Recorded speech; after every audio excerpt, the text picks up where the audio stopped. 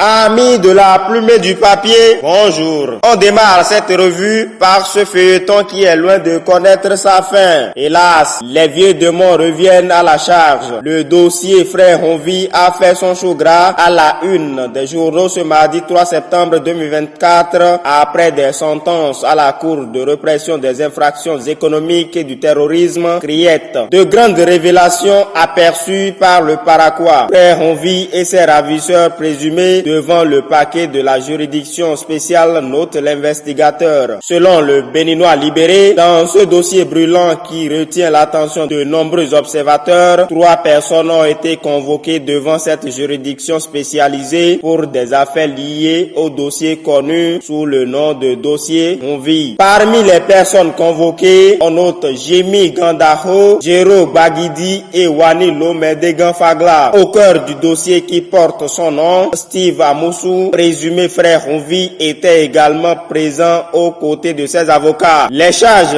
retenues contre lui sont lourdes et soulèvent de nombreuses interrogations quant à ses activités. Selon les informations rapportées par le quotidien Le Matinal et reprises par l'Œil du Bénin, 2 des co-accusés, Jimi Gandaho et Jero Bagidi, ont été condamnés à 24 mois de prison, dont 12 mois fermes pour leur implication dans le kidnapping du cyberactiviste au Togo. Ils ont été condamnés durement, clame le Béninois libéré. En outre, ils devront verser solidairement une indemnité de 5 millions de francs CFA à Steve Amoussou en guise de dommages et intérêts. Quant au directeur général du Centre national d'information et de numérisation, SNIN, Wani Lomedegan Fagla, a été relâché au bénéfice du doute. Direction Palais des Congrès, après un mois de vacances, la rentrée gouvernementale qui a démarré ce lundi 2 septembre 2024 a eu lieu sans le ministre du Tourisme, de la Culture et des Arts, Jean-Michel Abimbola. Alors qu'on croyait qu'il effectuera la rentrée avec ses homologues après une pause technique observée de son côté. Les Béninois, inquiets de son absence et surtout son grand silence, se posent des questions. Où est passé Jean-Michel Abimbola? Son absence du territoire national confirme-t-elle l'hypothèse d'une démission déguisée? S'interroge aussi Honogbo. Une absence inquiétante selon Dabarou. Révision du code électoral. Quelques journaux parus à Cotonou rapportent sur une probable relecture du nouveau code voté. Dans son éditorial, le Paraquat s'exclame: la paix ne fait du mal à personne. Mais déjà, Fraternité et Crystal News ont aperçu un recours porté à la Cour constitutionnelle sur la relecture du code électoral. Le CCCR réclame à nouveau la relecture du code, précise Crystal News. Dans sa déclaration lue par Michel Alokbo, le CCCR, qui a régulièrement participé au colloque du 25 avril 2024 sur le code électoral pour la paix et le vivre ensemble, exhorte le président Patrice Talon à prendre en considération les 8 recommandations formulées par les experts nationaux et internationaux, au même titre que celles des autres confessions religieuses et acteurs de la société civile, pour garantir des élections paisibles, libres et transparentes, écrit l'investigateur. Aussi, 5 jeunes juristes du Bénin ont déposé un recours contre le nouveau code électoral devant la Commission africaine des droits de l'homme et du peuple, informe Libre Express. Éducation et inondation, 2 poids 2 mesures pour les parents. En cette veille de la reprise des classes, les inondations restent un casse-tête pour les parents, ça apitoie l'emblème du jour. Mais contrairement aux parents, les aspirants peuvent se réjouir. La gratuité des frais de scolarité pour les enfants des AFE actée. La mesure effective est cette rentrée scolaire selon plusieurs journaux tels que Dynamisme Info, le Béninois libéré et l'investigateur. Distribution des attestations des nouveaux bacheliers. L'opération démarre le lundi 9 septembre dans les 12 départements du Bénin, écrit l'investigateur. La même source renseigne que durant les 6 jours prévus pour la distribution, les nouveaux bacheliers devront se rendre sur les sites désignés en respectant la date indiquée à leur centre de composition. Les candidats des départements de la Libori, de la Donga et du Koufo auront toutefois la possibilité de retirer leurs attestations jusqu'au samedi 14 septembre sans restriction de date. Affaire faux diplôme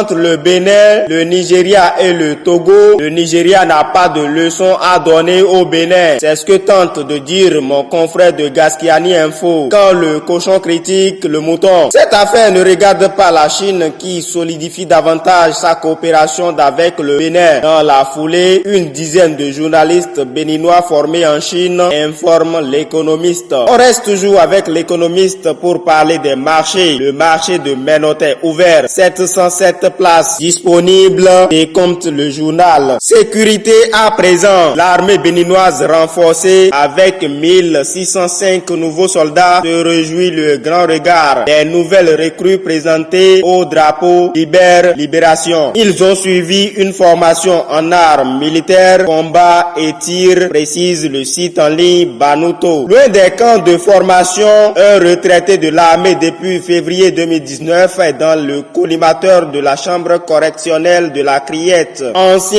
intendant militaire de première classe des forces armées béninoises FAB, on lui reproche notamment des faits d'incitation à la rébellion et de harcèlement par le biais de systèmes électroniques, renseigne l'informateur. En effet, l'ancien colonel des FAB est accusé d'être auteur de plusieurs publications dans des forums WhatsApp à l'encontre du régime du président Patrice Talon. Il a été arrêté à son domicile à Calavi, mi-juin 2024, par la police républicaine et est poursuivi sans mandat de dépôt par le parquet spécial de la Criette, selon Libre Express. Convoqué à l'audience du mardi dernier, l'ancien haut gradé de l'armée a brillé par son absence. Le dossier est renvoyé au lundi 21 novembre 2024. Pour la sécurité des enfants au Bénin, la police républicaine a intensifié ses efforts pour lutter contre le phénomène de la mendicité. Plusieurs dizaines d'enfants mendiants ont été interpellés dans les rues du 12e arrondissement de Cotonou. Cette opération lancée il y a plusieurs jours s'inscrit dans une stratégie gouvernementale visant à assainir les zones attractives comme Fijrosé de leurs nuisances, livre l'investigateur. Ils sont au total